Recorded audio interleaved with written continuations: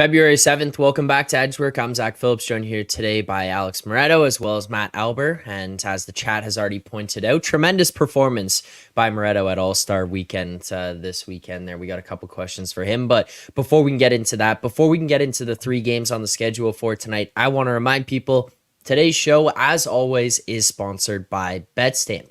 The easiest way to improve as a sports bettor is by using multiple sports books and always getting the best odds. We recommend using an odds comparison tool like BetStamp to help you do so. BetStamp compares odds across every sports book, whether it's for games, futures, or player props. You can save time and money by checking BetStamp before you bet. So make sure to download the app today. It is available on iOS, Android, and as well as on the web.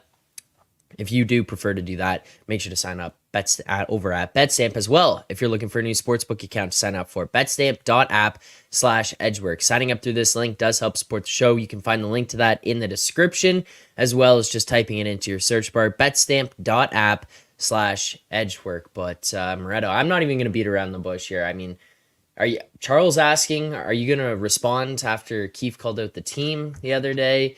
Are you going to respond to that? I'm also seeing Jordan saying solid performance at All-Star Weekend. What's up? You like today's thumbnail? I hate it. I hate it so much. I hate it.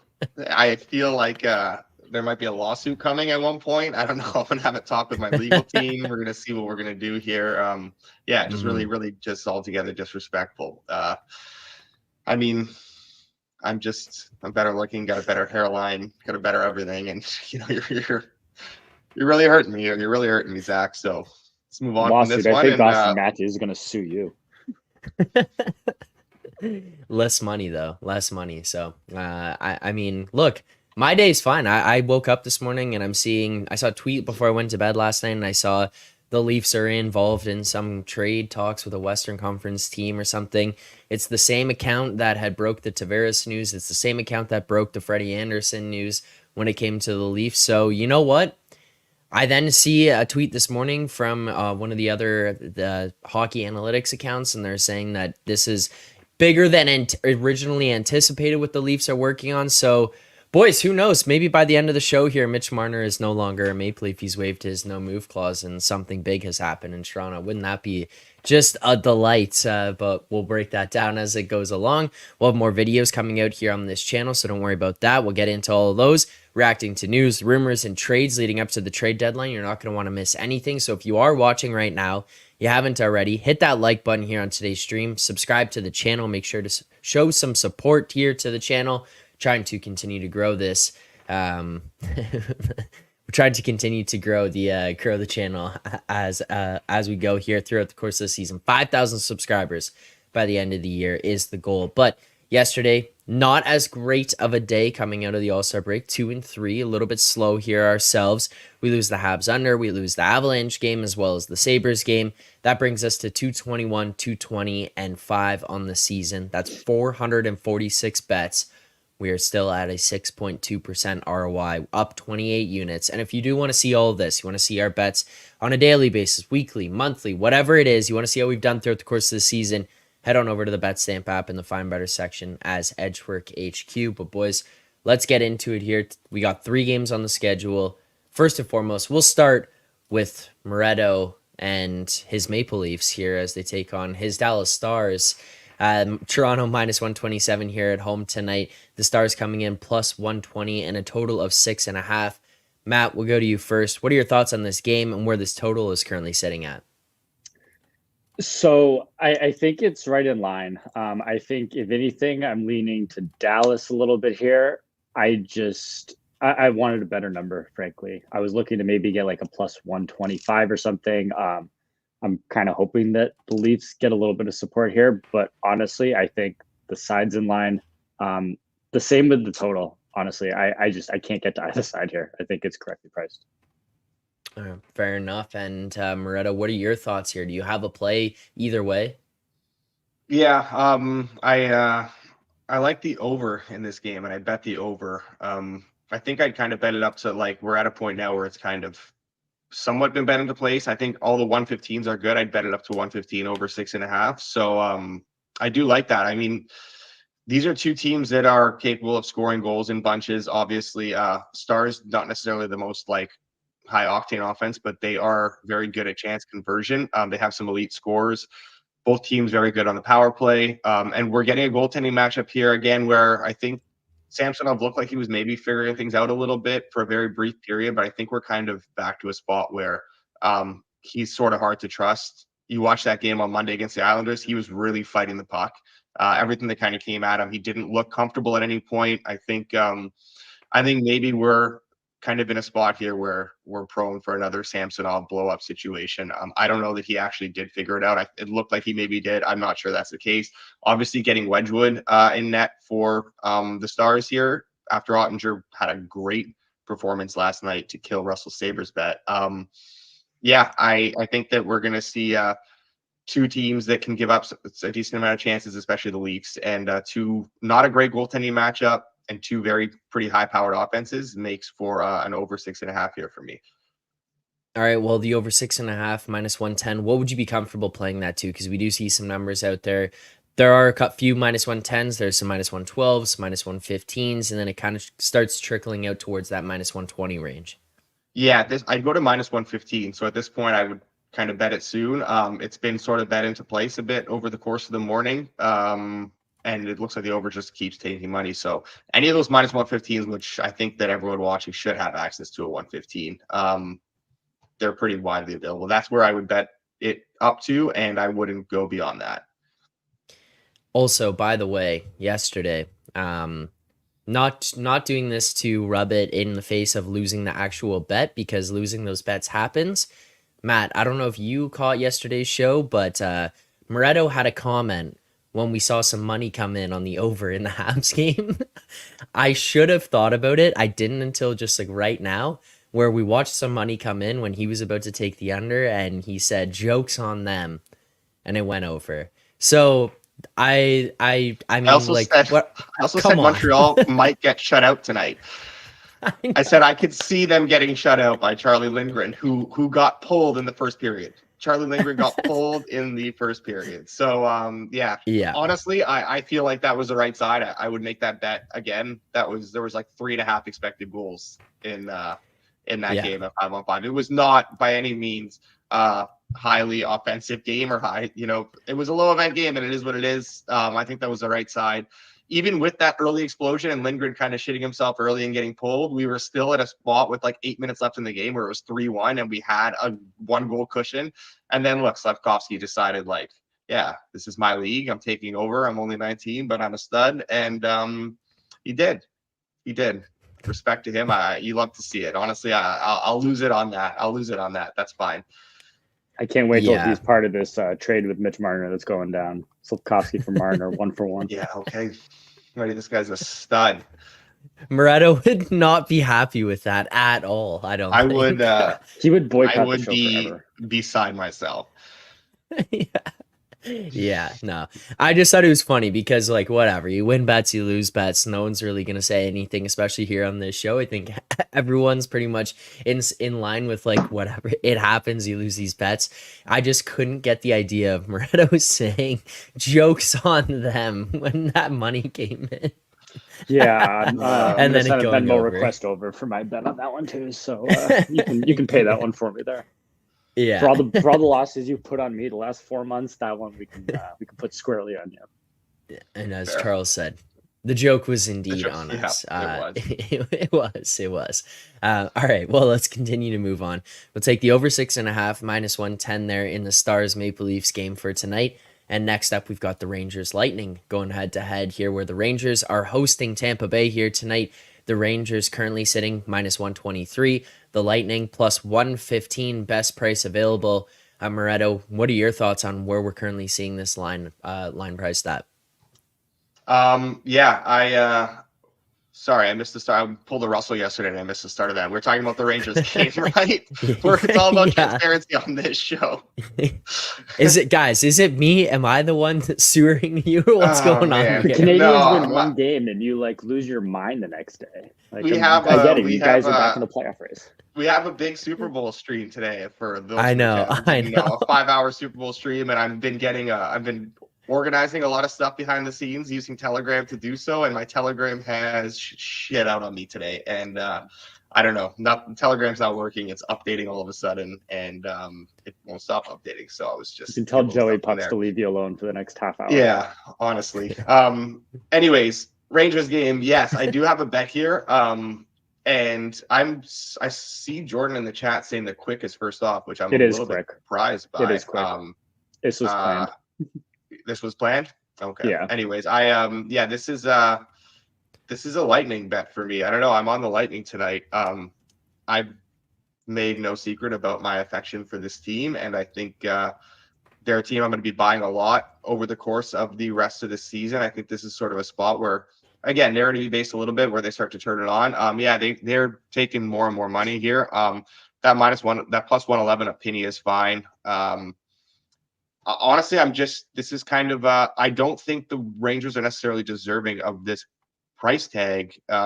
Good team, but like in a head-to-head here with a Lightning team that is also very good, I think it should be a little bit closer to even here, a bit closer to a pick 'em. So getting this sort of plus 111, plus 115s that are out there on the Lightning is a little bit too good for me to pass up. So yeah, I am on the Lightning tonight. All right, well, we'll grab a Lightning plus 112 there. You said plus 111 was good. That was available at Pinnacle. There were a bunch of plus 112s, but make sure to shop around because there are some plus 115s still sitting out there. So you can still snatch those up. Alber, you are our Rangers insider here. You knew Quick was coming up here today. I probably should have just gone to you first then. So maybe Jeremy's right. I am the problem here with throwing around these games. But Alber, what are your thoughts on this game here tonight and what we might expect from the Rangers? So while I think it was a bit closer to 50-50 kind of coming today, I don't think anyone's shocked that this is Quick, giving Igor a little bit of time out of the All-Star break. I'm curious to see if the market adjusts here. I don't know that this was necessarily taken into account. So all these plus 110s, plus 111s that we see, like, I do think if you like Tampa, you need to bet those quickly because I don't think it's going to last.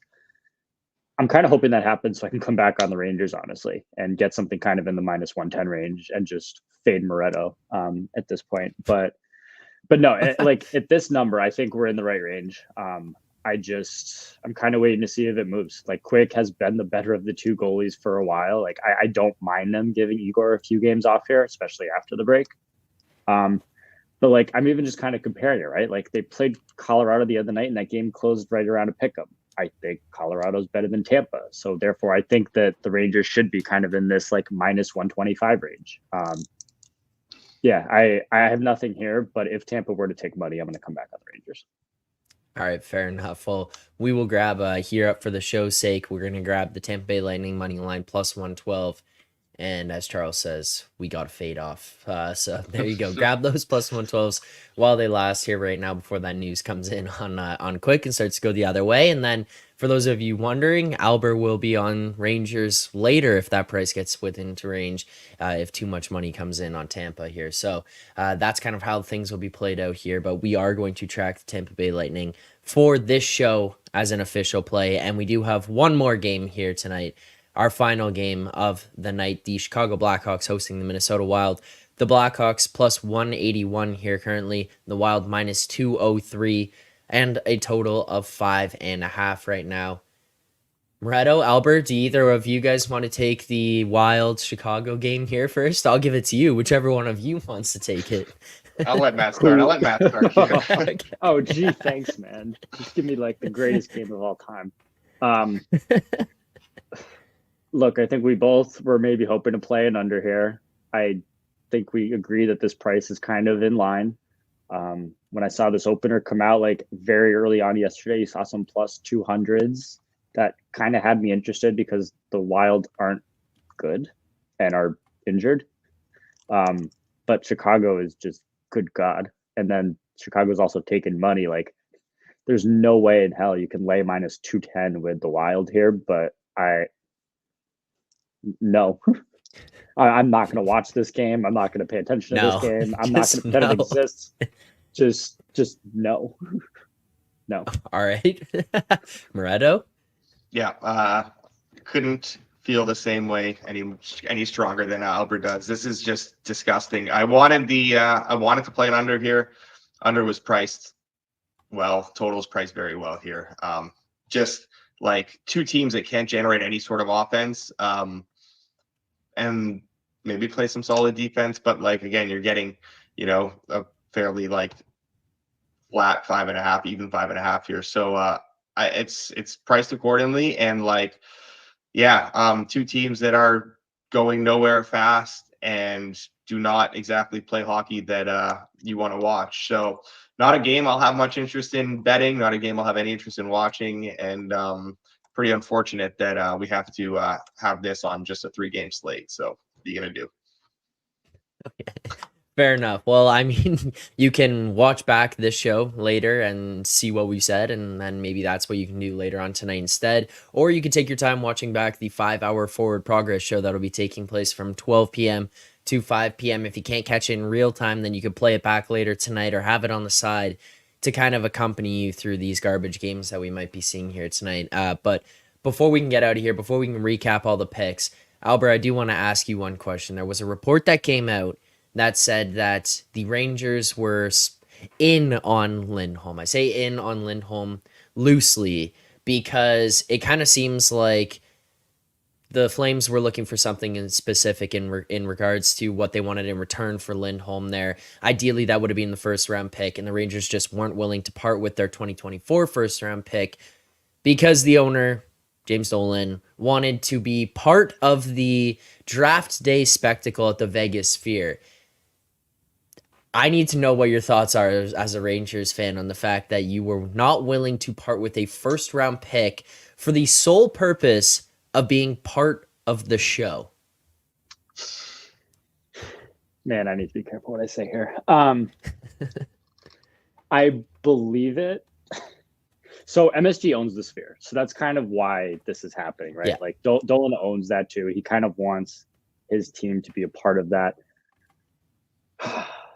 I don't know if that's real or not. And I tend to think it's not because he wants to win a cup more than anything else, right? Like he's never been against like them doing any of this kind of stuff. Like he's pushed all his GMs the last couple of years to kind of go all in. Like last year, he wanted obviously the big name in Patrick Kane, who's like a third line guy at this point. But I don't think that's going to end up being the case. Although at this point, like with what they're going for, like it's no secret at this point, they've kind of turned their eyes to Adam Henrique. And maybe Frank Petrano and something like that. Like we talked last week, like maybe Kakko's included in a deal kind of going back the other way.